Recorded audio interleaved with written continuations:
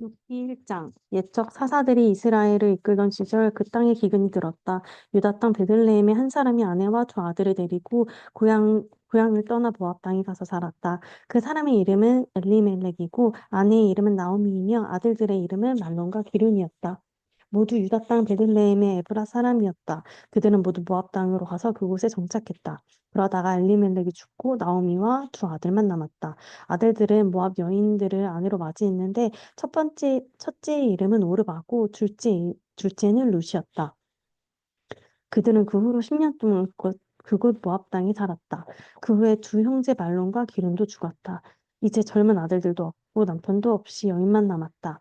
하루는 나오미가 마음을 추스리고 두 며느리와 함께 모압 땅을 떠나 고향으로 가기로 결심했다. 그녀는 하나님께서 기꺼이 그분의 백성을 찾아오셔서 그들에게 양식을 주셨다는 말을 들었다.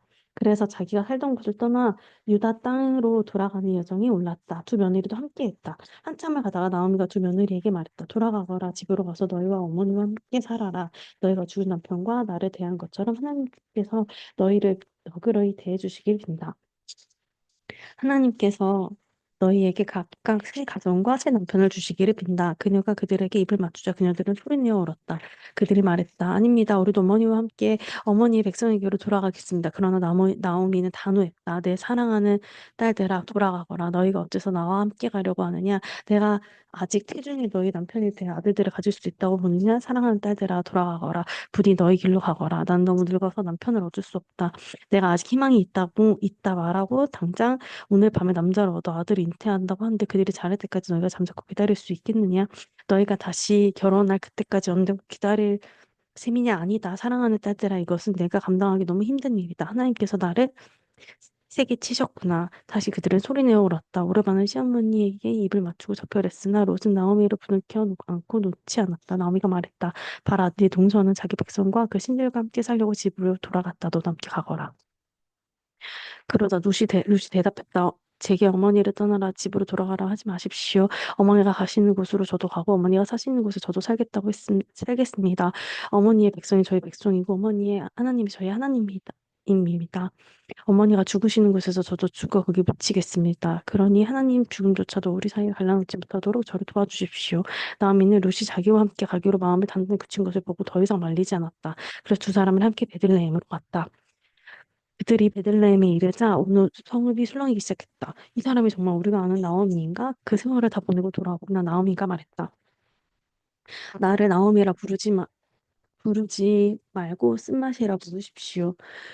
강하신 분께서 나를 쓰라리게 치셨습니다. 내가 여기를 떠날 때는 살림이 넉넉했지만 하나님께서 나를 다시 데려오실 때에는 몸에 걸친 이 옷까지밖에 남기신 게 없습니다. 그들은 어찌하여 나를 나옴이라고 부릅니까? 하나님께서는 절대 그렇게 부르지 않으십니다. 강하신 분이 나를 불쌍하게 하셨습니다. 이렇게 나오미는 이방인 룻과 함께 모압 땅에서 돌아왔다. 그들이 베들레헴에 도착한 때는 보리 추수가 시작될 무렵이었다. 2장. 마치 나오미에게 남편 쪽으로 친척이 하나 있었는데 엘리멜렉 집안과 관계된 유력하고 부유한 사람이었다. 그의 이름은 보아스였다. 하루는 모압 여인 룬이 나오미에게 말했다. 일을 해야겠습니다. 나가서 추수하는 사람 중에 누군가 저를 친절히 대해주면 그 사람을 뒤따라가 곡식단의 사이에서 이삭을 주겠습니다. 나오미가 말했다. 그렇게 해라, 사랑하는 딸아. 기하여 룻은 밖으로 나가 추수하는 사람들 뒤를 따라가며 이삭을 줍기 시작했다. 마침내 룻은 자신의 시아버지인 엘리멜렉의 친척 보아스 소유의 밭에 이르렀다. 얼마 후 보아스가 베들레헴 쪽에서 왔다. 그는 추수하는 일꾼들에게 하나님께서 자녀들과 함께 하시기를 비내하고 인사했다. 그들도 하나님께서 주인님에게 복을 주시길 빕니다 하고 응답했다. 보아스가 농장 일꾼들에게 맡은 젊은 종에게 물었다. 저 젊은 여인 누구인가 어디서 온 사람인가? 그 종이 말했다. 모압 땅에서 나오미와 함께 온 모압 여인입니다. 저 여인이 추수하는 사람들 뒤를 따라가며 곡식 단 사이에서 이상을 죽게 해주십시오 하고 승낙을 구했습니다. 이는 아침부터 지금까지 잠시도 쉬지 않고 여태 일을 하고 있습니다. 그래서 보아스가 루에스에게 말했다. 내 딸들이여 들으시오. 이제부터 다른 밭으로 이삭을 주우러 가지 말고 여기 이 밭에 있으시오. 내 밭에서 일하는 젊은 여인들 곁에 있으면서 그들이 어디서 추수하는지 잘 보고 그들을 따라가시오. 아무것도 걱정할 거 없소. 내가 내 종들에게 그들을 괴롭히지 말라고 지시해 두었소. 목 마르거든 가서 종들이 길어온 물통에서 얼마든지 물을 마시도록 하시오. 무슨 무릎을 꿇고 땅을 얼굴을 땅에 대며 절했다. 어찌하여 저를 따로 지명하여 이렇게 친절히 대해주시는지요. 전 한낱 이방 여자에 불과합니다. 보아스가 룻에게 대답했다. 그대에 관한 이야기를 내가 다 들었소. 그대의 시아버지가 돌아가신 뒤로 그대가 시어머니를 어떻게 대했으며 또 어떻게 그대의 부모와 그대가 태어난 곳을 떠나 낯선 사람들 틈에 살려고 왔는지도 들었소. 그대가 한 일에 대해 하나님께 갚아주실 것이요. 그대가 하나님의 날개 아래 보호를 받고자 왔으니 그분에게께서 그대에게 후히 갚아주실 것이요. 루시 말했다. 어르신, 저는 이런 은혜와 자비를 받을 자격이 없습니다. 당신은 제 마음에 감동을 주셨고 저는 한 가족처럼 대해주셨습니다. 제가 일부 사람이 아닌데도 말입니다. 점심시간이 되어 쉴 때 보았어요. 르스에게 말했다. 이쪽으로 와서 빵을 좀 드시오. 포도주에 찍어서 드시오. 룻은 수세하는 사람들 틈에 끼었다. 보아스가 볶은 곡식을 룻에게 던져주니 룻이 배불리 먹고도 음식이 남았다. 룻이 일어나서 다시 일하러 가자 보아스가 종들에게 말했다. 저 여인이 바닥에서 곡식이 많이 남았는데 가서 죽게 해주게 너희에 대해서 아예 실한 것들을 좀 뽑아서 저 여인에게 줍도록 흘려주게 특별히 배려해주게나. 룻은 저녁 때까지 밭에서 이삭을 주었다. 부은 이삭의 나닷을 떨고 보니 보리자루가 거의 가득 찰 정도였다. 롯은 주운 이삭을 모아 성읍으로 돌아가서 그날의 일의 결과를 시어머니에게 보였다. 그리고 점심때 먹고 남은 음식도 드렸다. 나오미가 롯에게 물었다. 오늘은 누구의 밭에서 이삭을 주었느냐? 너를 이렇게 잘 돌봐준 사람이 누구 있어? 하나님께서 복 주시기를 빈다. 롯이 시어머니에게 말했다. 오늘 제가 일한 밭의 주인 말인가요? 그의 이름은 보아스입니다. 나오미가 며느리에게 말했다. 하나님께서 그 사람에게 복을 주시기를 빈다. 하나님께서 아직까지 우리를 버리지 않으셨구나. 그분께서는 좋은 때만이 아니라 굳을 때에도 여전히 우리를 사랑하시는구나. 나오미가 말을 이었다. 그 사람은 언약에 따라 우리를 구제할 사람 가운데 하나다. 우리가 가까운 친척이다. 모압 여인 롯이 말했다. 들어보십시오. 그가 또 저에게 내 밭의 추수 끝날 때까지 내 일꾼들과 함께 있으라고 말했습니다. 나오미가 롯에게 말했다. 잘 됐구나. 사랑하는 딸아. 그렇게 하라누나. 그의 밭에서 일하는 젊은 여인들과 같이 다니면 안전할 것이다. 모르는 사람의 밭에서 욕을 당할까 걱정했더니 했는데 이제 안심이구나. 그래서 롯은 시어머니 말대로 하였다. 보아스 밭에 젊은 여인들에게 바짝 붙어서 보리추수와 밀추수가 끝날 때까지 날마다 그 밭에서 이삭을 주었다. 그러면서 룻은 계속해서 시어머니와 함께 살았다. 3장. 하루는 시어머니 나오미가 룻에게 말했다. 사랑하는 내 사랑하는 딸아, 이제 내가 행복하게 살 수 있도록 너에게 좋은 가정을 찾아줘야겠다. 게다가 내가 여태 함께 일했던 그 젊은 여인들의 주인인 보아스는 우리 가까운 친척이 아니더냐. 우리가 행동을 취할 때가 온 것 같다. 오늘 밤은 보아스가 타작마당에서 보리를 거두어 드리는 밤이다. 목욕을 하고 향수를 좀 바르거라. 옷을 잘 차려입고 타작마당으로 가거라. 그러나 잔치가 한참 무르익어 그가 배불리 먹고 왔을 때까지 네가 왔다는 사실을 그에게 알려서는 안 된다.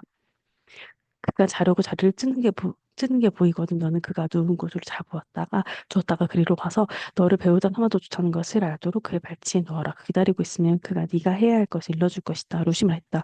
어머니께서 말씀하시니 그 말씀대로 하겠습니다. 룻은 타작마당으로 내려가 시어머니의 계획대로 했다. 보아스는 배불리 먹고 마시며 즐거운 시간을 보냈다. 그는 기분이 아주 좋았다. 그러다가 잠을 자려고 빠져나와 보리땅 끝으로 가서 누웠다. 롯도 조용히 그를 따라가 누웠는데 그것은 자신이 그의 배우자가 되어줬다는 표시였다. 한밤중 보아스가 깜짝 놀라 일어났다. 놀랍게도 그의 발치에서 한 여인이 자고 있던 것이다. 그가 말했다. 누구요? 루시 말했습니다. 저는 당신의 종 루시입니다. 저를 당신의 날개 아래 보호해 주십시오. 아시는 것처럼 당신이 저의 가까운 친척으로 언약에 따라 저를 구제할 이들 가운데 한 분입니다. 결혼할 권리가 당신에게 있습니다. 보아스가 말했다. 하나님께서 그대에게 복을 주시길 비요. 내 사랑하는 그대여 참으로 놀라운 사랑의 표현이고요. 또한 그대 정도라면 주변의 젊은 사람들 가운데 누구나 고를 수도 있었는데도 그렇게 하지 않았고요. 사랑하는 그대여 이제 아무것도 걱정 마십시오. 그대가 원하거나 청하는 일이면 내가 무엇이든 하겠소. 그대가 얼마나 용기 있는 여인이며 귀한 보배인지 온 성읍 사람들은 다 알고 있소. 그대 말대로 나는 그대의 가까운 친척이 맞지만 나보다 더 가까운 친척 한 사람이 있소. 그러니 날 셀 때까지 여기 있으시오.